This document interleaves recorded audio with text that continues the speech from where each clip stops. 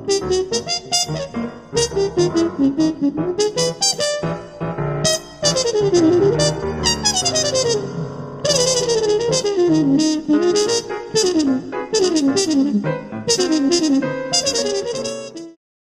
everybody, Michael Davis here, and welcome to Bone2Pick. We are coming to you today from Carol's Studios on West 55th Street in New York City. I am really excited today to reunite with an old friend back from our high school days. He is one of the most creative and dynamic jazz musicians on the international scene today, a great trumpet player, a great composer, a great educator, Mr. Ralph Alessi.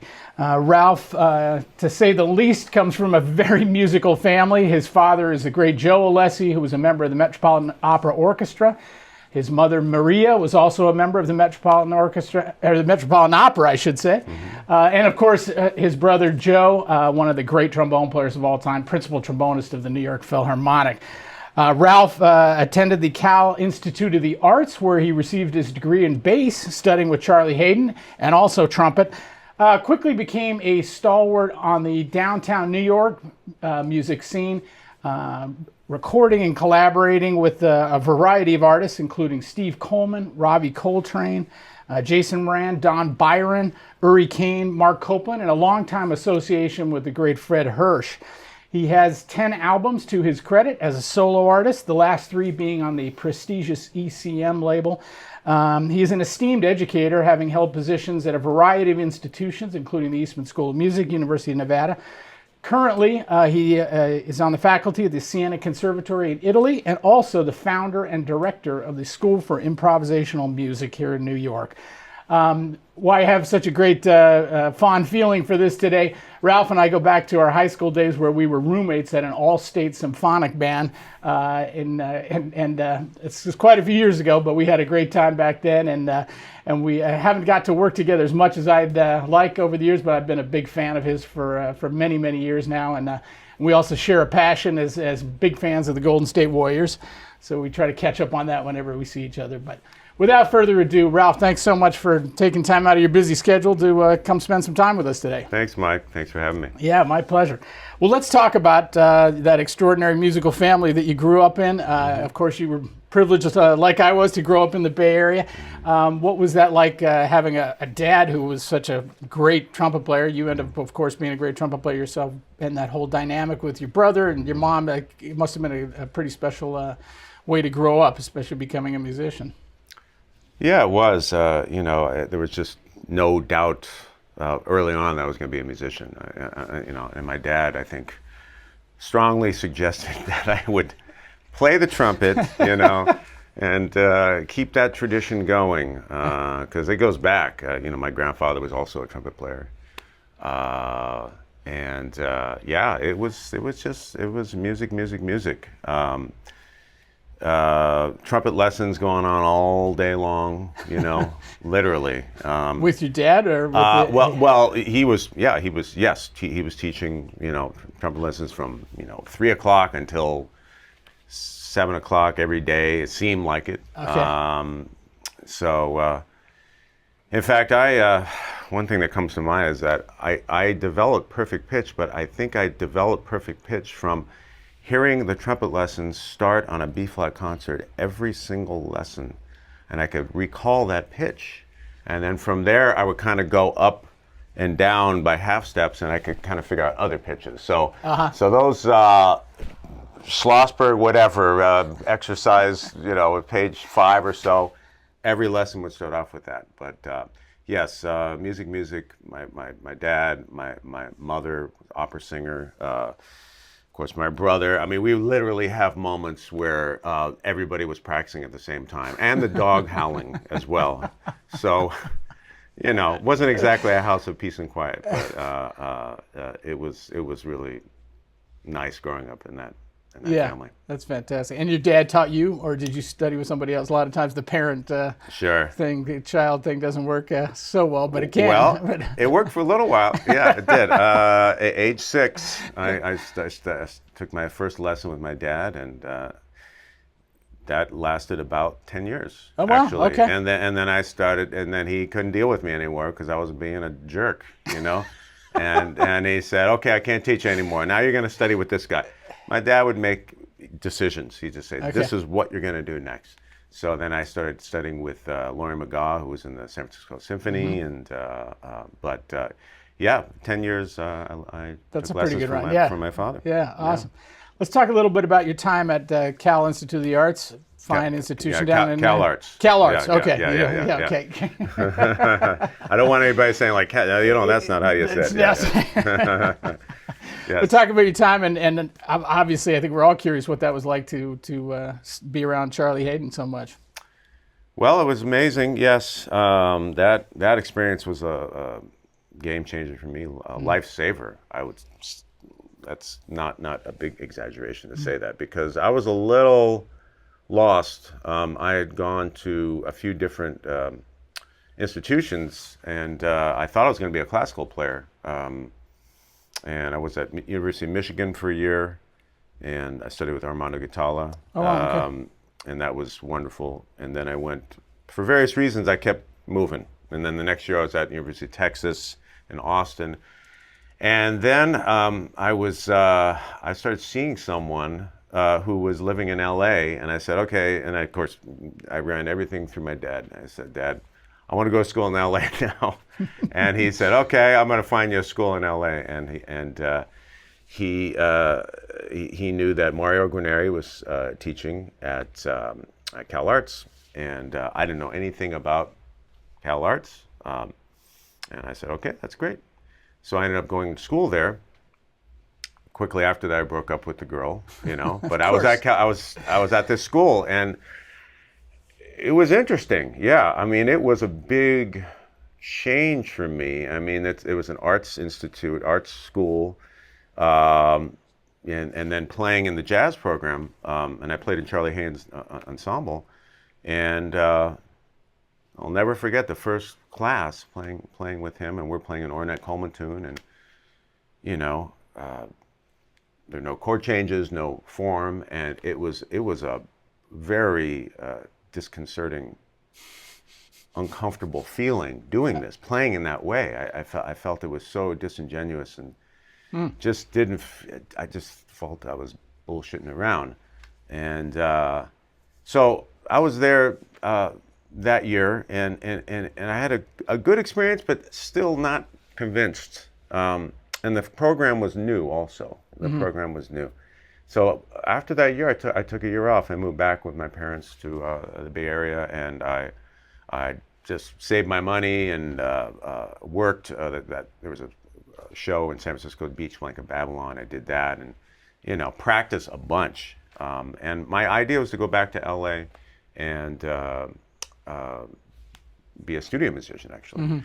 And then I started rooming with someone who was in the program, Scott Colley, a great bass player. Sure. And I went and visited Cal Arts, and it was a completely different vibe there, completely different. And Charlie was, I think he was healthier then, and his energy was great. And I started just auditing, because they needed a trumpet player, and I started playing in ensembles. And from that point on, it was just an epiphany, just to start playing music in this very creative way. And met some friends of mine that are still close friends, and musicians that I love playing with, Ravi Coltrane and David Egg, James Carney, Peter Epstein, Michael Caine, a bunch of wonderful musicians and friends. Studying with Charlie was incredible. I mean, basically what it entailed was you show up for an ensemble. Charlie oftentimes would bring in some music, and he was very, very excited about playing something for you. One time he played Horace Silver's solo on Lonely Woman, not Ornette's Lonely Woman, Horace Silver's Lonely Woman. And Charlie was so animated, singing along with the solo, every single note, and it's that kind of energy is infectious to be around that. So I got a lot from being around Charlie. He wasn't a traditional teacher, but just being around him and playing with him and hearing that sound was incredible. so I was very fortunate to spend a lot of time with him around that time, playing with him, and yeah, that experience was incredible. And I took a year off and I went back, and they needed bass players, and I was I'd played electric bass in high school, and was a decent player, and I had just gotten an upright, and I started playing bass in the ensembles there, and amazingly, I received a master's in bass, which I don't think that would have worked at a traditional school, but at Cal Larson, they say, okay, good, you're playing in the ensembles. I took a few lessons from Charlie. It's like, well, here you go, here's your master's. No, no, it was great, but it was kind of interesting because I was really playing a good amount of bass then, and then I moved to New York after that, and I was thinking like, whoa, gosh, maybe I shouldn't have been playing bass all for the last couple of years, because I did feel like when I came to New York, I was bringing my A game at first, so. Well, let's talk a little bit about that, because it seemed like, we kind of were traveling parallel universes there in terms of our careers, but same general time frame, and I was always a fan of your playing and was interested in following what you were doing. And it always seemed to me that you took the creative path, and it's something that I am inspired by and really admire in people that have decided to take that path as opposed to, other options that are out there in terms of playing. What was that like for you? I know you became, pretty active on the downtown scene pretty early on in your time here in New York. What do you, as you look back on those memories, I mean, you touched on it a little bit, but tell us more about that, what it was like when you first moved to New York and the transition into being a professional player here. Mm-hmm. Well, I guess it was the way it plays out a lot of times for people. It was very, very difficult at first, and I was doing a bunch of gigs I didn't really want to do, and just hustling, and basically, I didn't really want to move to New York. I like yourself, I'm a Californian, so I like that relaxed pace of California, and just the idea of coming to New York City, and just the idea of what New York City is. And when I got here, it seemed like that's the New York that I imagined it was going to be, and I just wasn't comfortable. I wanted to leave immediately. I felt the exact same way. Yeah, I know. Yeah, that's the thing about New York. If you stick it out, it's and I have, and it's my favorite place in the world, but it was not the case when I first got here. So, but I was playing some gigs. I had a band with a bunch of my Cal Arts friends, with Ravi Coltrane and David Ake, Scott Colley, and some others, and so we were playing, and I was playing some gigs here and there that were fun, and but yeah, it was a struggle. And then I was a student at Banff, and I had met Steve Coleman there, and Steve was playing with Ravi, and I think Ravi maybe recommended me for a recording session, which was basically this record, hip hop record that Steve did, where he had us record a bunch of samples, and then he kind of cut and paste and utilize what we were doing, and so that was the beginning of that time playing with Steve, and I played with him for about 6 years, 5-6 years, and that really changed things for me. Things started to fall into place. Okay. That led to other things, and I also did a record with Michael Caine on ECM, a record with Peter Epstein, so a trio, piano, trumpet, and saxophone, and that also was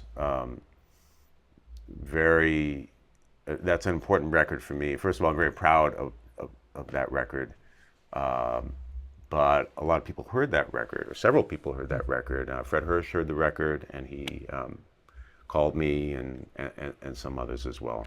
So yeah, I mean, it's one thing leads to another. And from that point on, I've been, very fortunate to play with these musicians I never dreamed that I would play with. Yeah, well, you certainly make a contribution on a very high level, so it's well deserved, to say the least. You mentioned Fred Hirsch, and we talked a little bit before the interview started about Fred, but I'm a big Fred fan. My sons are both talented musicians, are big Fred fans. What's it like working with Fred, and any funny anecdotes that come out, or just whatever you want to share about working with Fred? Well, Fred's a phenomenal improvising pianist, because Fred doesn't play licks.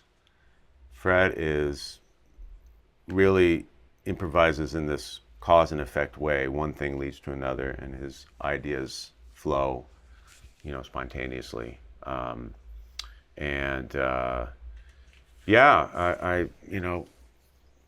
played with Fred for a while in different configurations, quintet, and he had a couple of large group situations, and then duo. This duo thing came from every time we do a quintet concert, there would be one moment where Fred would play duo with whoever was playing saxophone in the group, and then play duo with me. And that's actually how we first met. I went to his place, and we just played duo for a couple hours, and it was so fun, and we had an instant rapport, just playing with each other. And so from there we made a record, a duo record, which is one of my favorite records, I have to say. Also very proud of that record. I'm hard on myself, but I acknowledge the things that I feel like, okay, that was, I can go back and listen fondly to that record. And that record was a lot of fun, because we did standards, we did free improvisations, and Fred was playing in a context that's not common for him, but he's so good at that as well. We made a nice record. Yeah. When we start each interview, we like to have a clip of the artists that we're interviewing, and of them playing. So for those of you, I know I'm going to get emails, because I get every time an interview comes up, but Ralph was kind enough to share a part of the Monk. What was the name? Sorry, remind me the name of that. San Francisco Holiday. Okay. And so that's a duet with Fred Hirsch and Ralph. So I wanted to hear much more than the 15 or 20 seconds we used to start off the interview. But for those of you who are wondering, go check that CD out. Let's jump ahead and talk about your career, although it's certainly intersects your work as a side musician, but your work as a solo artist. You've now done 10 records, which is significant accomplishments, to say the least. What's your process when you start a record, and take us through how you go about it to get it from, oh, here's an idea that I can do, and now 2 years later I actually have a CD in my hand of my work here. So right.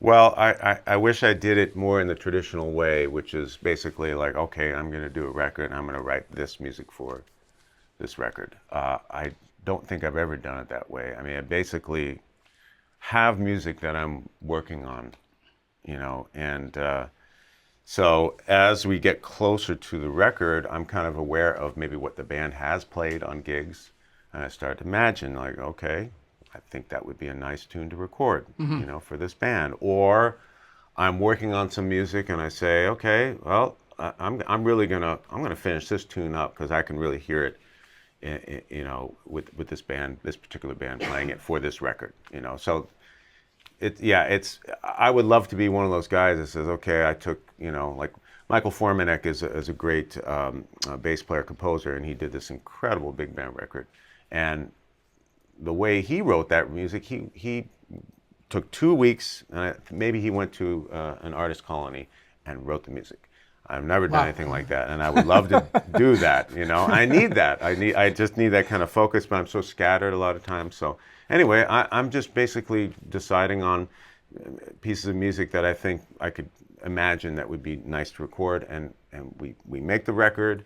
And I'm not even imagining what the sequence is going to be before. I basically just record these tunes, And then after that, I say, okay, what do we have here? What kind of takes do we have? You know, how is this all going to fit together? You know, and that's how I always make these records, for better or for worse.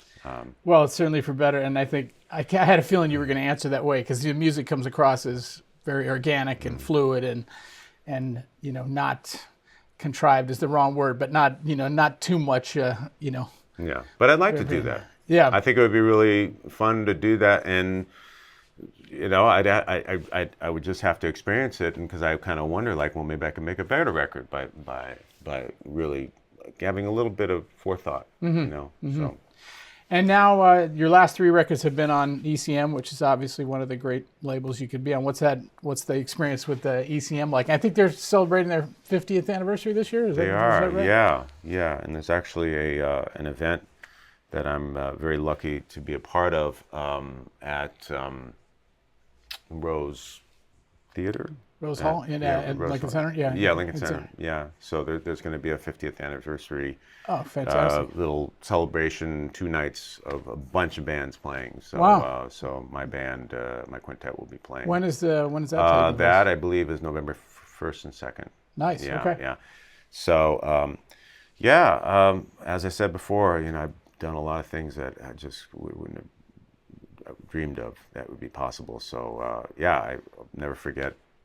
I'm doing a record at the now defunct Systems 2, which is sad to say. Yeah, sad for to say. Sure. But I looked at my phone and got an email from Sarah Humphreys from ECM and said, Manfred Eicher would like to record you. All right. Wow. So, yeah. That's a good day. Yeah. I would say so. That's a good life, you know. So, and that was, I think that was 2010 or so. And that was a record called Baida with Jason Moran and Nashit Waits and Drew Grass and myself. And we've done 3 records. Another quartet record after that called Quiver. Same group, but Gary Versace on piano. And then the last record, the quintet record with Ravi Coltrane, Andy Milne, Drew Grass, and Mark Ferber. Wow, that's fantastic. Yeah, and you know, it's been amazing working with Manfred Eicher, and is he present when you guys record? He is. Yes. Adding input as a producer. Totally. Yeah, yeah. And you know, I'm just struck by his ability to hear the music, you know, and you know, and as well as sequencing and obviously shaping the music, you know, mixing the music, you know, just incredible years, unprecedented, really. I mean, there are a few musicians in my life that I just think about them. The first thing I think about is just the way they hear music, you know, Charlie Haden and also Manfred as well. So that's been amazing. When you go into mix with him, does he have his own engineer that mixes, or you have input on that level as well, or?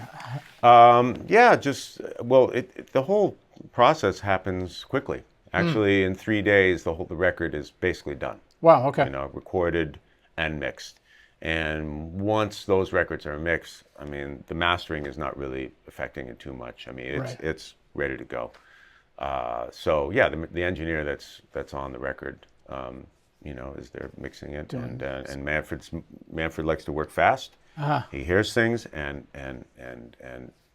boom, boom, boom, boom, boom. You know, he'll hear something that he wants to accentuate and bring that more into the foreground.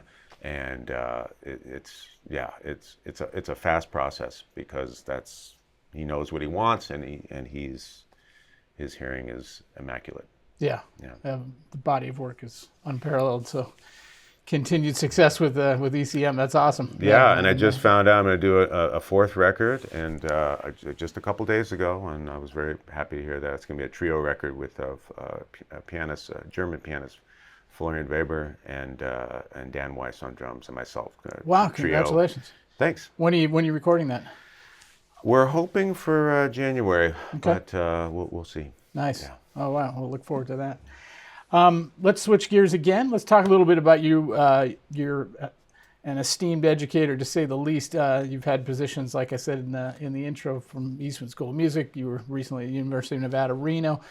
And maybe talk to us a little bit about the school that you founded, the make sure I get the exact title, School for Improvisational Music. But talk to us about maybe that, and then also everybody I know who has studied with you says such great things and gets so inspired. So you obviously have an approach to teaching, and maybe I think we're all influenced by the people that we've studied with, you know, your dad, Charlie Haden, whoever it might be. But maybe just share some of your thoughts and the way you like to approach teaching young folks. Yeah, I would say that CalArts influence is definitely there. And I mentioned earlier, working with Charlie, I mean, it was kind of a simplification of how you teach jazz, even though that I don't think that was ever really the idea. And it kind of boiled down to playing music, talking about music, listening to music. And you know, not a lot of talking theoretically about music, but more conceptually, you know. So I think that definitely kind of planted a seed for me in terms of the way I thought teaching should go when you're dealing with this music, you know, jazz and improvising. And yeah, that's a big thrust of how I teach. You know, I like people just to just do it, play. We'll always have something to talk about. Just play, go through the experience. Whatever you're improvising, it's a tune, a free improvisation, one of your tunes. Just, you know, put it in motion, and we'll have something to talk about. And you know, obviously the theory and all that is important, but I don't overemphasize it. To me, a little goes a long way. It's just to have a general idea about how this works. Yeah, I'm trying to get people to quiet their mind, because, you know, it's a very palpable thing when you're working with someone. They're overthinking and all that kind of stuff. So, but I work with them as individuals, and you know, I don't really have, outside of what I just described, I don't really have a methodology. Okay. You know, and to me, that's always interesting, just to deal with the individual on that day, you know, as opposed to saying, you know, this is the way I teach, and, you know, and maybe that's why after all these years teaching, I enjoy it as much as ever, you know. So that's basically it, you know, just trying to get, you know, it's a cliche, but just trying to get people to be proactive and learn how to teach themselves, and you know, and hopefully inspire them to put the work in, because, you know, that's ultimately what it's about. I think you said something that really resonated with me. It's like, put it in motion, you know, like it's such, that's the whole thing. Yeah, like it's got to get in motion before anything can happen. You know, like you said. So that's a great way to phrase it. Yeah. I mean, so often it's over-talked, you know, when, especially in the academy, you know, most of the time it's about theory, and then you get maybe one performance a semester. So to me, that doesn't make sense. So when we do our, I know we haven't talked about sim yet, but when we do our sim sessions that I lead, we used to have a performance at the end of the week. It's normally a 2-week workshop. And we used to do it the traditional way, where you rehearse all week, and then on Friday you do one concert. And then I got to a point I realized, you know what, it just seems like that concert is almost the beginning of the whole thing. You know, people hear each other, and, you know, they're really revealing themselves in that moment.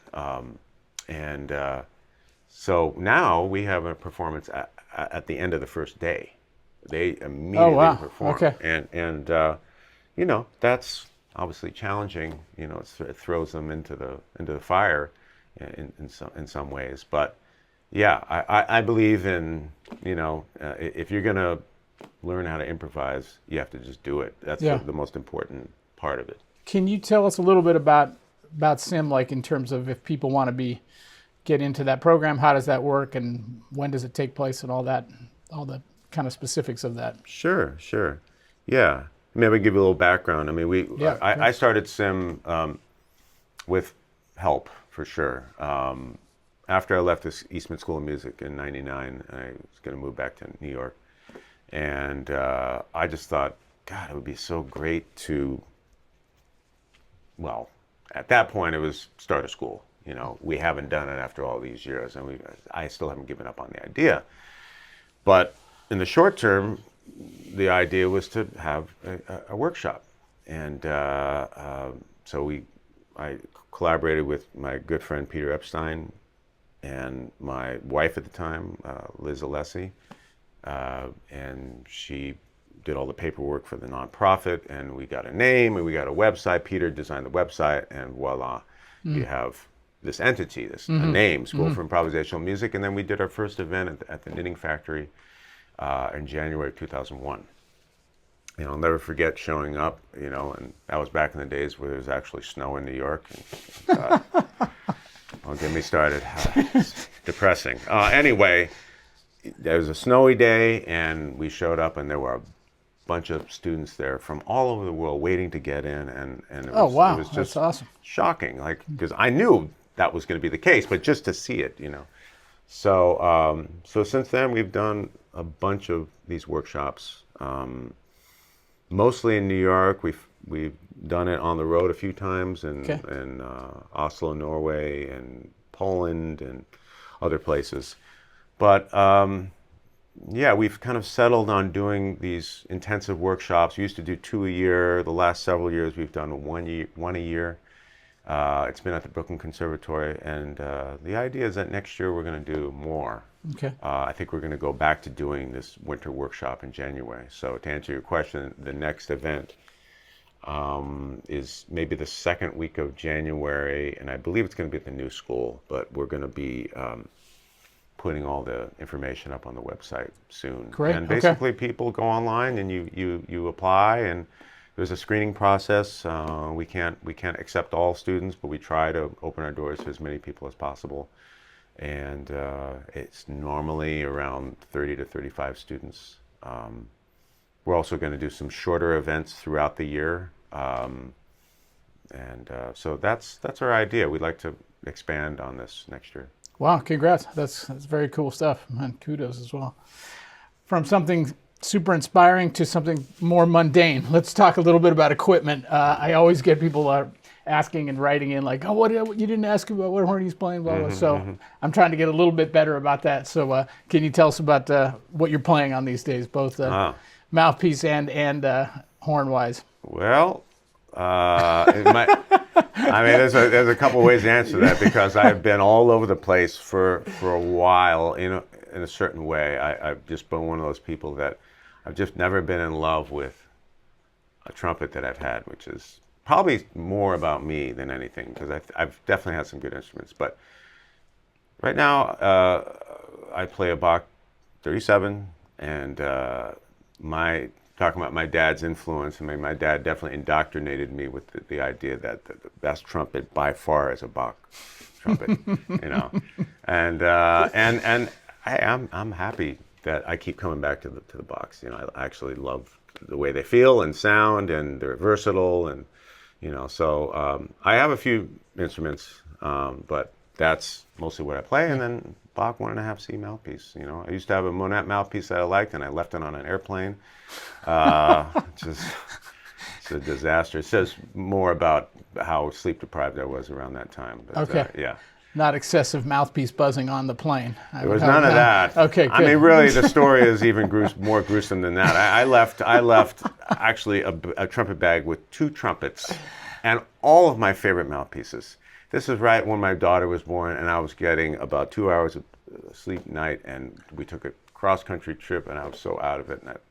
Anyway, so enough said. There's enough like a newborn. Depressing. Yeah. But yeah, about Bach. You know, I've been a Bach person for years. I know this is in the wider umbrella of equipment, but I always thought it was so cool that your dad's mute company was called Joe Ral, and I was named after you and your brother, right? Mm-hmm. It was. Yeah. And what did he sell the company, or is it did? mentioned? Yeah. Well, right after I moved to New York, my dad said, yeah, I want to get rid of the company. You know, he's in California. He says, you want to take it over? I said, well, I, I guess. I mean, I'll run it from New York. And he says, no, you'd have to come home. And, you know, I said, no, I can't do that. I mean, maybe when I first got to New York, I might have just gotten on the next plane to go back to California and done that. But yeah, he sold the company. You know, it was a home company, ran it out of his garage, and Right. you know, did everything, you know, himself. And yeah, Joe Rell mutes. They were great mutes. I still have many that I use to this day. Oh yeah, they're great. Excellent. They are. Just to close out, and before I do, thank you for spending the time today. This has been awesome, and it's been a lot. It's been a real treat for me to catch up and just hear your insights and thoughts about things.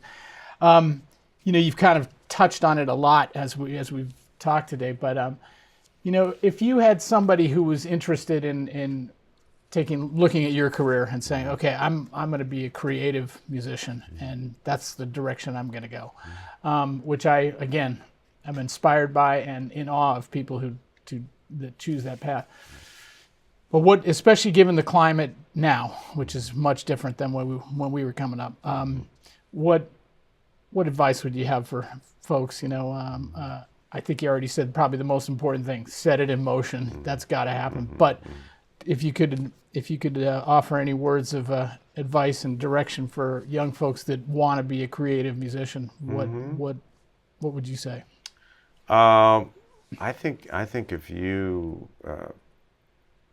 have that passion, you have to do it. You know, but it's contingent on that. I think, you know, you really have to. You know, I don't think it's ever been easy to follow that path. It's certainly, if anything, has gotten more difficult.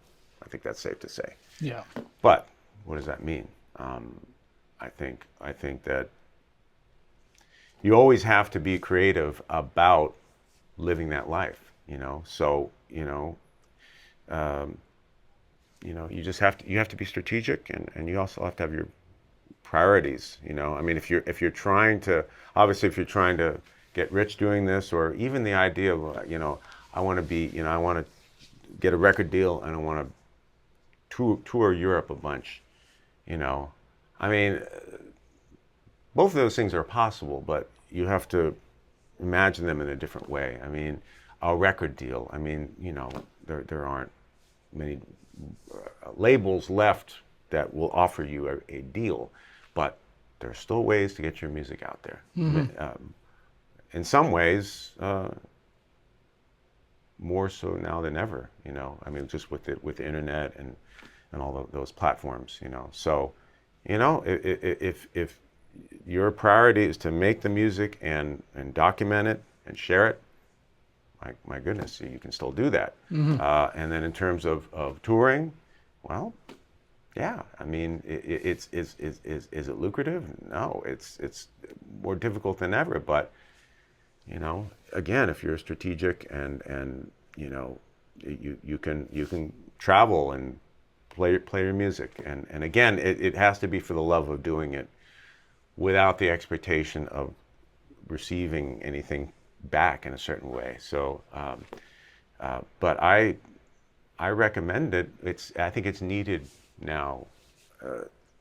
It's a time where people need music, you know, and I'm always struck when I talk to people and they react that way. They say, "Oh, you're a musician. Wow. You know, that sounds wonderful, you know." and you know, and talking to people after concerts, and they come up to you, and they, you know, a lot of times we play for musicians, and that's great, you know, but in a lot of ways it's the non-musicians that I talk to after performances that, you know, it's more meaningful in a certain way. And the way they react and say, "God, I've never heard anything like that," or, you know, people need music, you know. So I think that, you know, for individuals, you know, if you take that path, it's a wonderful path. You know, you discover who you are. You go through this process. You make music in this communal way with an amazing community of people, who are like-minded. And then if you can just use your creative energy and be strategic and find a way to do this, and however that plays out, that remains to be seen, But, when I'm playing music in a lesson, with a student, and we play a duet, and it's meaningful, we make music we both feel great about it, that's doing it. There's no audience there, but it doesn't really matter. There's something about that experience that I feel is so important. Yeah, well said. Very last question. How do you feel about the Warriors moving back to San Francisco, and how's life going to be after KD? Oh, good. I thought you were going to forget. We should have started the whole thing. It could have been a whole interview on the Warriors easily. San Francisco, I don't feel great about that. I would have been happy for the Warriors to stay in Oakland, right? Because Agreed. The Niners did the same thing. They left, and there's something about developing something, being in a stadium for a long time, or an arena, and the Warriors fans in Oakland were so devoted, through thick and thin. There was a lot of thin too. I never thought they would win a championship other than the 74-75 championship. But so the fact that they've done what they did, but the fans have stayed with them through, like you said, thin. Right. Yeah. But the thinnest. I mean, really, literally they were the worst sports franchise, I think, for about 10 years or so. I think that I'm excited about this year. They retooled, and it's going to be a completely new team, and I'm looking forward to it. I'm looking forward to Clay coming back and hopefully being healthy. Yes. That's keep our eye on that. But for sure. Ralph, what a pleasure. Thanks, Thank you. Mike. Thanks so much for coming it, and really enjoyed it. And Thank you. I hope everybody enjoyed this as much as I did, getting a chance to spend some time with the great Ralph Alessi. Check out his new CD, probably coming next year sometime on ECM, and then the big ECM concerts that he mentioned at Rose Hall November 1st and 2nd. And we will see all of you next time on Bone2Pick.